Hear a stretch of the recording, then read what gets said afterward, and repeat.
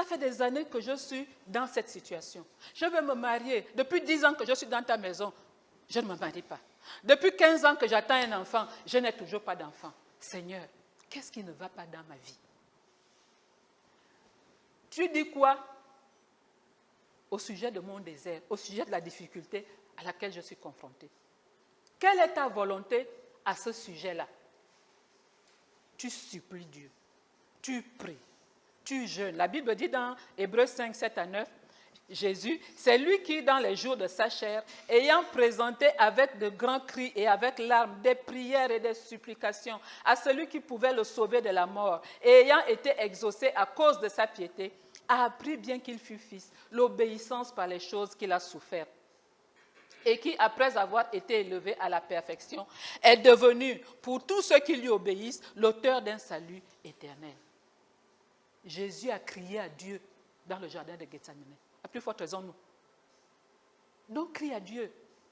Demande à Dieu quelle est sa volonté par rapport à l'épreuve que tu vis. Qu'est-ce que Dieu attend de toi? Cette épreuve-là, comment Dieu veut l'utiliser dans ta marche avec lui? Parce qu'encore une fois, quand Dieu nous bénit, c'est pour que nous soyons des fleuves qui arrosent les autres. Ce n'est pas seulement pour nous-mêmes. Donc, ma difficulté là, qu'est-ce que tu dis de ça? Tu vas supplier Dieu. Et lorsque nous lisons la parole de Dieu, nous allons voir que le mendiant Bartimée a crié à Dieu. Les gens lui disaient, non, tu fais le bruit. Plus on voulait le faire taire, plus il criait. Donc, n'écoute pas les gens qui veulent te faire taire. N'écoute pas ceux qui veulent te décourager. Même si le temps a passé, même si tu as 55 ans, si le désir brûle en toi d'avoir un enfant, Dieu va te donner cet enfant-là. Il faut seulement que tu trouves la révélation qui correspond à ta situation. Quand nous lisons le livre de 1 Samuel, Anne voulait un enfant. Elle a prié, je veux un enfant. Mais Dieu lui voulait quoi? Dieu cherchait un prophète.